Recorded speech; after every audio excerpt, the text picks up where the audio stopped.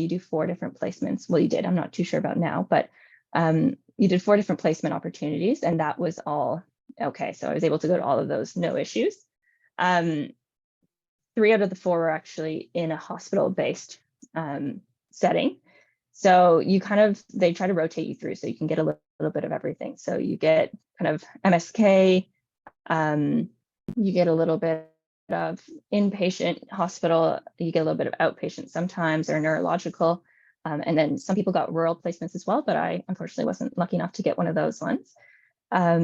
So I worked, the first one I did was at a neurological hospital, working with spinal cord rehabs, and yeah, on the spinal cord rehab unit and all that. I did private practice, so I worked kind of hands-on, learned a lot of manual therapies, did some sports coverage for AFL, and then yeah, just got that kind of experience that way. I did an outpatient MSK as well through the hospital system.